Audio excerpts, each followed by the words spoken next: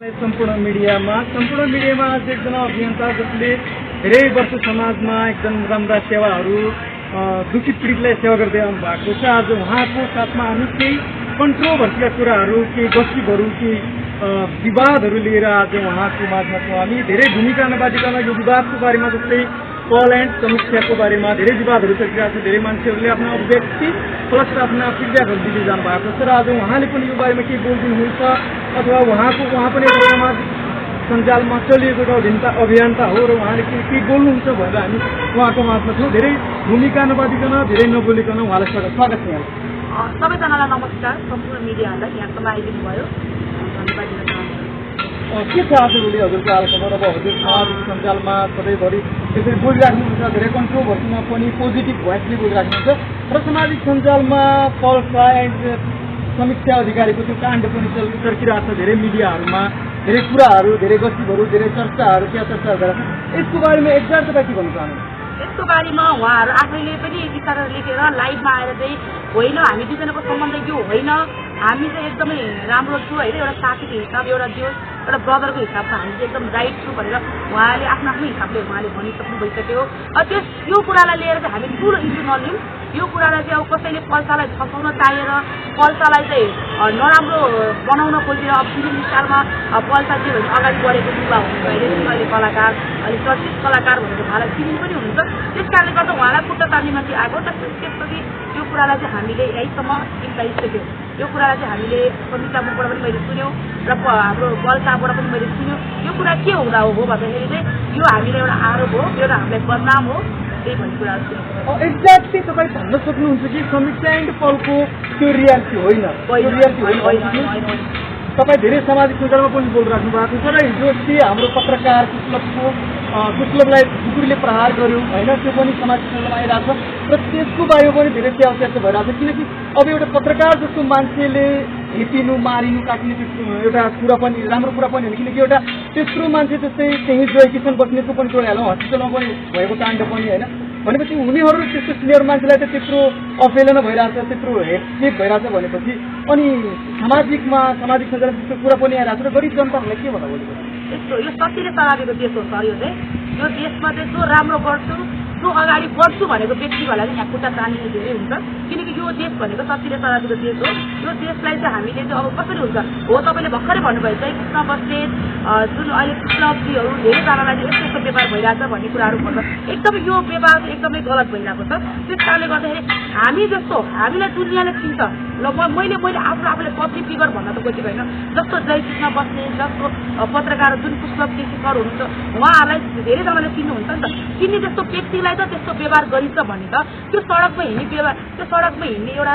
दुखी गरिबहरू जुन एउटा व्यवहारिकहरूले त उहाँले कहाँ गएर न्याय पाउँछ? यो हाम्रो नेपालको कानुन पहिलेसम्म एकदम राइट पोजिटिभमा हिँड्ने हो कि नभए यो कुराले हो भने हामी भोलि एक्सनमा आउनु एकदमै जरुरी छ। किनकि भोलि गएर आम जनता त यो नेपाल यति सानो पनि छैन कि धेरैजना जनताहरूले बोल्न पनि सक्छ। कति बाइकहरूले दबाएर बोल्न सक्दैन होला, कति बाइकहरू नेताको झोलेहरू होला, कति बाइकहरू नेताले के भने त्यही मान्ने होला, तर हामीहरू मान्दैन। किन हामी कुनै एउटा नेताको सम्बन्धित गल्ती पनि होइन, हामी जे बोल्छौँ हाम्रो आफ्नो मन दिनेबाट हामीले गरेको पनि देखाउन सक्छौँ। किनकि अहिलेसम्म हामीले गरेको पनि छु, हरेक कामहरू गरेको छु। जुन अहिले पुस्तक सरको खुकुरी प्रहार हुनुभयो, जुन अहिले त्यो भक्तपुर एउटा खिनीमा अहिले चौकीमा एउटा मुद्दा दर्ता भइरहेको थिएन हिजोसम्म चाहिँ, आज मुद्दा दर्ता गर्नुभयो। त्यहाँको प्रहरीलाई म चेतावनी के दिन चाहन्छु भने तपाईँ एउटा प्रहरी हो भने, एउटा नेपाल आमाले जन्माएको एउटा प्रहरी हो भने तपाईँलाई सत्य कुरालाई मात्रै फलो गर्नु होला। किनकि पुस्तकलाई त्यहाँ खुकुरी हानेको भन्दा त्यो भिडियोहरू प्रचार भएपछि त्यो भिडियोको अन्ताले मुद्दा लिने कि नलिने त्यो देशको काम हो। यो मुद्दालाई चाहिँ हामी अभद्र व्यवहारबाट एउटा खुकुरी हानेको केस, एउटा क्यामराम्यान, एउटा त्यो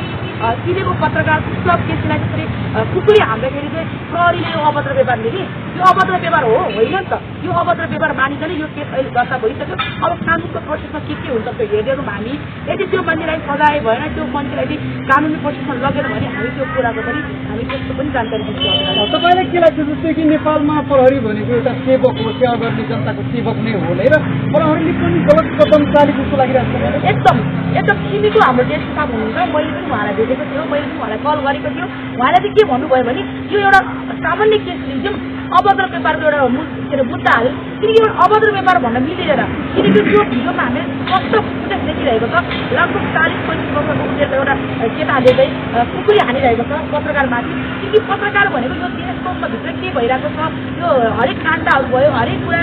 बिरामीहरू भयो त्यसको लागि बोल्नको लागि ल्याएको पत्रकार हो त्यो पत्रकारहरूलाई हामीले गाली गरेर भेटघाट गरेर किन यो नेताहरूको हरेक कुराहरू टाउको दुखाइ भइरहेको छ अहिले जस्तो यो देश स्टाफ हुनुहुन्छ उहाँले मुद्दा लिनु नलिनु कारण चाहिँ किन त्यति मात्रै मेरो गुनासो भोलिको दिनमा तपाईँले मुद्दा लिनु भएन भोलिको दिनमा गएर तपाईँ त्यहाँ गएर कानुनी प्रोसेसमा त्यो उपचार भएन भने भोलिको दिनमा एकदम नराम्रो होला किनकि धेरैजना त जनताहरू एकदमै अहिले धेरै सोधो भएर बसेको धेरै अगाडि आइसक्यो सडकमा आउनु पऱ्यो पनि आउला हरेक ठाउँमा आउनु पऱ्यो पनि आउला आफ्नो व्यक्तहरू चाहिँ हामी राखेरै सार्छौँ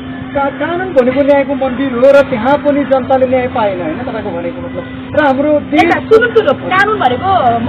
एउटा मन्त्री हो भन्नु के अरे मन्त्री हो भन्नुभयो तपाईँले त्यस्तो भए निर्मला पत्रको बलात्कारी कहाँ लुकाएछ यो कानुनले भागवती भट्टको बलात्कार कहाँ लुकाएछ हाम्रो नेपालमा कानुन छ कुन ठाउँमा कानुन लेखिरहेको तपाईँले के लाग्छ नेपालमा कानुन छैन हाम्रो नेपालमा जो पैसा हुन्छ जो पावर हुन्छ त्यसको मात्रै कानुन हो भोलि यहाँ कोही बलात्कार गरेर त्यो देशको छोराछोरी फसोस् त भोलि सुको सु निक्लिन्छ यहाँको गरिब दुखीको मान्छेहरू कोही गलत गर्छ त्यो मान्छे 20 वर्ष 10 वर्ष जेल बसेर रोएर आफ्नो जीवन काट्नु परेको छ त्यो कानुन कहाँ छ हाम्रो नेपालमा कानुन कहाँ छ त्यति भन्नुहोस् न तपाईँ जस्तो कि तपाईँ जस्तो सामाजिक अभियान्तहरूले पनि धेरै पाइला चाल्नु भएको छ कानुनको लागि देश जनताको लागि गरिब दुखीहरूको लागि चाल्नु भएको छ भने देशमा कसरी चाहिँ पोजिटिभ कानुन आउँछ त्यसको कुरा त्यसको बारेमा तपाईँले सोध्नुभयो यस्तो यो मैले भने अघि पनि मैले भन्छु शक्तिले सरापेको देश हो अहिले त्यही माथि पनि एमाले हारेर अहिले काङ्ग्रेसले चलाइरहेको यो देश छ त्यस कारणले गर्दा यो देशलाई परिवर्तन कसरी गराउनु यो शेरबहादुर देउवाको हातमा छ र यदि यो हुँदैन यदि यो जनतालाई यति नै पीडा जस्तो अहिले पब्लिक फिगर भएको जुन अहिले जय कृष्णको माथि त्यस्तो घटना पुस्तक त्यसको बारेमा त्यस्तो घटना घटिरहेको छ भने यो कुरालाई हामी एकदमै हेर्न जायज छ यो बारेमा चाहिँ हामी सबैजना एकजुट भएर पत्रकार मित्रहरू अभियन्ता साथीहरू एकजुट भएर यो कुरालाई चाहिँ हामीले एकदमै एउटा मिटिङ राखेर हुन्छ एउटा के राखेर हुन्छ सरकारलाई हामीले दबाब दिनै पर्छ किनकि भोलिको दिनमा हरेक दुखी पीडित पनि हुनुहुन्छ सिभिल अस्पतालले गलत गरेको हो नि त मोबाइल खोजेको छ सिभिल अस्पतालमा गएर जाग्ने बस्नेता गएर हातपात गर्न खोजेको छ के अरे यहाँबाट लैजाऊ यहाँ उपचार हुँदा यो ठिक हो भनेर भनेको जुन त्यो आरोपहरू लागेको छ त्यो राम्रो होइन नि त भनेको त्यहाँ पनि केही तपाईँहरू बोल्नु भएन त्यहाँ पनि केही तपाईँले गर्नुभयो एउटा तपाईँ नारी भएर अथवा सामाजिक सेवक भएर पनि नारीको बारेमा भन्न सक्नु न तपाईँ शेरबहादुरको हातमा कानुन छ भन्नुहुन्छ तर शेरबहादुरलाई घर सजाउने शेरबहादुरको चेयर घर सजाउने किन कुरा गर्नुहुन्छ कुन मिडिया हो जो मिडिया भए पनि शेरबहादुर तपाईँले मेरो हेर्नुहोस् त सिभिल हस्पिटलको बारेमा छलफल भएको कहाँ बोलेको छैन होम अस्पतालमा गएर बोलेको त सिभिल अस्पतालको बारेमा गएर म सुन्ने भनेको भन्नुहुन्छ शेरबहादुरको हातमा कानुन छ शेरबहादुरको चेयर घर सजाउने कुरा गर्नुहोस् तपाईँ शेरबहादुरको चेयर घर भने अब उठ नि पब्लिक अब आउँछ नि त सडकमा सामाजिक मान्छे तर तपाईँहरू मुखले मात्र भन्नुहुन्छ त व्यवहारले गर्नुहुन्छ जस्तो लाग्दैन मलाई म चाहिँ गर्छु म अरू जस्तो सामाजिक अभियान्ता पनि होइन मलाई अभियान्ता भन्ने शब्द पनि मलाई एकदम जुन सञ्जालमा आएको सेवकको पनि मुख मात्र चल्ने गर्छ उनको व्यवहार सुन्नु यो देशमा जुन मन्त्री आए पनि कानले छिरेको भन्छु हो छैन न्याय काहीँ पनि पाउँदैन भोलि मै सडकमा मरिरहे पनि भोलि मलाई न्याय काहीँ पाउँछ त्यही त न्याय कसरी पाउने त न्याय पाउनुको लागि हामी सबैजना एकजुट हौँ पत्रकार मित्रहरूलाई पनि खुकुरी प्रहार भएको छ हाम्रो अभियान्ता साथीहरूलाई पनि अनेक आरोप आइरहेको छ जुन अहिले हाम्रो जनताको बारेमा हरेक कुराहरू आइरहेको छ त्यसको लागि त कानुनले त हामीलाई केही पनि दिँदैन किनकि त्यत्रो बेला हामीले सिभिल अस्पतालको बारेमा पनि हामीले रिपोर्ट हालेको थियो त्यति बेला कानुनले एक्सन लिएन किनकि हाम्रो यो देशमा कानुनै छैन के यो देशमा कानुन भएछ सिर्फ कसको लागि मन्त्री नेता यो देशमा ठुल्ठुला धनाती व्यक्तिको लागि मात्रै कानुन छ हामी जस्तो गरिब दुखीको हामी जस्तो आम जनताको लागि यो देशमा कानुन छैन म के भन्छु तपाईँहरू छैन भन्नु छैन भनेर हुँदैन तपाईँ त्यसलाई चाहिँ पोजिटिभ भोइसमा लिनु पर्यो त्यसलाई बनाउनु पर्यो त्यसलाई गर्नु पर्यो कानुन छैन भनेर खुट्टा तानेर बस्नु त भएन नि खुट्टा मैले तानेको छैन सर पनि लड्नु पर्छ तपाईँ सामाजिक अभियन्ता तपाईँ जस्तो नारीले त हजारौँ शब्दहरू कानुनको विषयमा हामीले हरेक ठाउँमा कुरा पनि राखेको छौँ कानुन 2-4वटा डिस्ट्रिक्ट खराब भयो भने सबैजना टिएसपी नै खराब छ भने एक्ज्याक्टली जनतालाई लगेर त्यो टिएसपीले खारिज गर्नु पर्यो होइन टिएसपी तालमा त हामीले अहिले मुद्दा दर्ता लिनु भइसक्यो अहिले उहाँले मुद्दा लिनुभयो अहिले मुद्दा लिएर उहाँले मुद्दा अहिले कानुनको प्रोसेसमा चलिरहेको छ जुन त्यो बेसिक समाजको पनि व्यक्ति चाहिँ समातेको छैन जुन समाजको गर्नुपर्ने हामीले गर्नुपर्ने हाम्रो प्रोसेस चाहिँ उहाँले जारी लिनु भइसक्यो त्यसको मतलब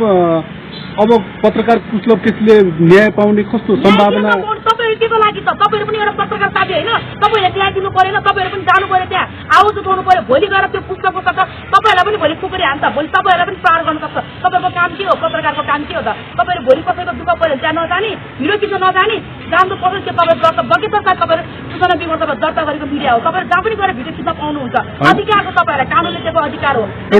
हामी एउटा रिपोर्टिङ गर्ने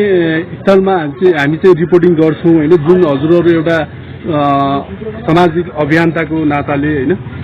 कुशलभ केसीलाई कसरी तपाईँहरूले न्याय दिलाउनुहुन्छ तपाईँहरू कसरी लड्नुहुन्छ हामी हाम्रो ठाउँबाट लड्छौँ यस्तो कुशलभ केसी सर मेरो एउटा साथी पनि हुन्छ मित्र पनि हुन्छ धेरै नजिकबाट मैले नचिने पनि म एकदम राम्रो सोचिन्छु उहाँ एउटा सत्य पत्रकार हुनुहुन्छ है उहाँ एउटा भोलिमा दम भएको र भोलि म केही गर्छु भन्दा एक्सनमा उत्कृष्ट पत्रकार पनि देखिन्छ उहाँलाई त्यस कारणले उहाँलाई चाहिँ हामी एकदमै आफ्नो ज्यादै गए पनि हामी सपोर्ट गर्ने उहाँलाई छु जुन त्यो कुशलभ केसीलाई मात्र नभएर एकदम हाम्रो तामाङ भाइ हुनुहुन्छ समथिङ तपाईँहरूले मिडियामा पनि देखिन सक्नुभएको छ म उहाँ भाइलाई पनि सपोर्ट गर्न चाहन्छु एकजना